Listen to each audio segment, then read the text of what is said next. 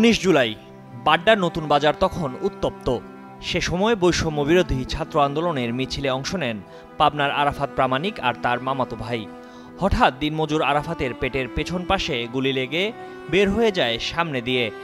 গুরুতর আহত অবস্থায় আরাফাতের মামাতো ভাই এবং আন্দোলনকারীরা স্থানীয় একটি ক্লিনিকে ভর্তি করে তাকে।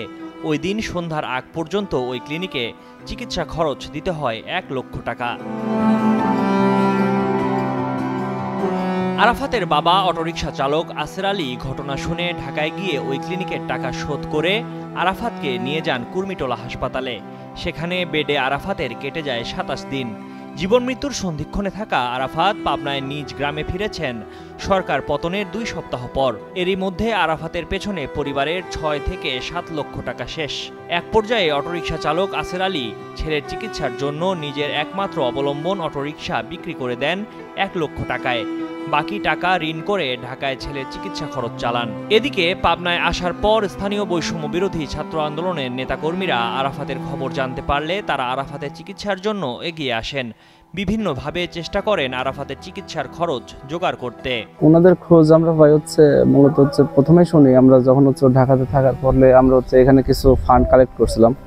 সেই ফান্ডটা কালেক্ট করে বিভিন্ন যারা অসুস্থ হয়েছিল, আহত হয়েছিল তাদের মাঝে দেওয়া হয়েছিল। আর বিষয় তার পরবর্তী আমরা দেই। এর পরবর্তীতে সময় এসে দেখা যাচ্ছে বিশ্ববিদ্যালয়ে যখন উপাচার্য মহোদয় নিয়োগ হলো আসার পরে উনি বিভিন্ন শহীদ পরিবার, পাবনায় যে শহীদ পরিবারগুলো ছিল তাদের সঙ্গে দেখা করে। তার পরবর্তীতে আমি দেখে যে এদের মধ্যে সবচেয়ে আহত যারা হয়েছিল তাদের মধ্যে সবচেয়ে করুণ অবস্থা ছিল আরাফাতের। আমি আরাফাতের বিষয়টা আগেই জেনেছিলাম যে ঢাকাতে আন্দোলন করতে গিয়ে ওর বুকের পিঠে গুলি লেগে বুকের সামনে দিয়ে বের হয়ে যায়।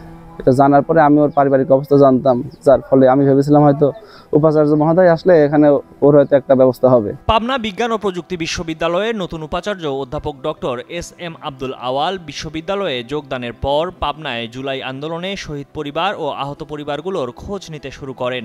ওয়ালটন আবারও মিলিনিয়ার অফারে ওয়ালটন ফ্রিজ কিনে আপনিও হয়ে যেতে পারেন মিলিয়নিয়ার। মিলিনিয়ার ছড়াছড়ি দেশ জুড়ে, এটা শুধু ওয়ালটনই পারে। খবর পেয়ে আরাফাতের চিকিৎসার খরচ না দিয়ে আরাফাতের বাবার জন্য একটি অটোরিকশা কিনে দেওয়ার সিদ্ধান্ত নেন এবং আরাফাতের হাতে অটোরিকশা কেনার জন্য 1 লক্ষ টাকার চেক তুলে দেন।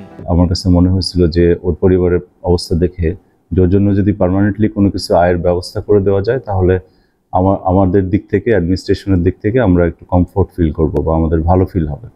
সেই চিন্তা থেকেই আমরা আরাফাতের জন্য ভালো একটা অটোরিকশার ব্যবস্থা করে দেই এবং আই থিঙ্ক এটা 5-6 মাস হয়ে গেছে।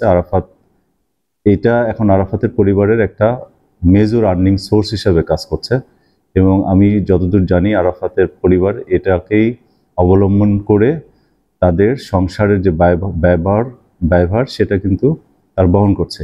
এরপর থেকে আরাফাতের পরিবারের একমাত্র সম্বল ওই অটোরিকশা। যদিও আরাফাতের চিকিৎসার জন্য প্রতি মাসে 10 থেকে 15,000 টাকার প্রয়োজন, কিন্তু পাবি প্রশাসনের দেওয়া ওই অটোরিকশা ছাড়া আরাফাতের পরিবারের আয়ের কোনো সম্বল নেই। এখন মনে করেন যে অবস্থায় কোনো সহজে কাম কাজ করে খাওয়ার ক্ষমতা নেই। ডাক্তার হন তিনি তিনি বলেছে তোমার সহজে আর কোনো কাম করার অবস্থা নেই। আবার 1 মাস পর আবার যাইতে বলছে।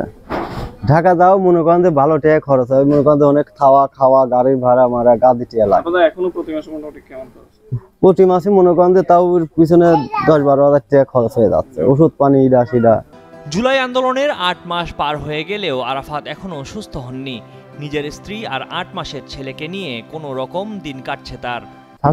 কেবল 27 জনের দেশে আমাদের এখনো দেয়নি। আমরা রোজার দিন ছবি বসাই তো ওই জন্য এখনো দেয়নি। সরকারি কি আপনার এখন আসলে কোনো ওই 1 লাখ টাকা ছাড়া অন্য কোনো টাকা পয়সা আমাদের দেয়নি। যখন গুলি লাগে বাচ্চার বয়স 4 মাস। গুলি লাগে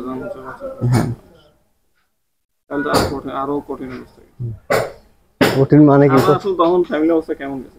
ফ্যামিলি অবস্থা মনে করেন যে ওই সংসারটা চালাচ্ছে আর কি, বুঝছেন। ও মনে করেন যে অনেক কামাই করে দিতে কিছু, আমি কিছু করতাম, আল্লাহ দিলি মোটামুটি ভালো চলতি। এখন একা মনে করেন যে দুর্যোগ হয়ে গেছে। আরাফাত জানেন না সে আবার কবে কাজে ফিরতে পারবে, কবে শোধ হবে চিকিৎসার জন্য নেওয়া তার বাবার 9 থেকে 10 লক্ষ টাকার ঋণ।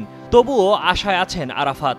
সরকার আরাফাতের চিকিৎসার জন্য এগিয়ে আসবে, সহযোগিতা করবে তার বাবার নেওয়া ঋণের টাকা পরিশোধ করতে। আব্দুল্লাহ আল মামুনের পাঠানো তথ্যচিত্রে ডেস্ক রিপোর্ট, ময়ূখ ইসলাম, কালের কণ্ঠ।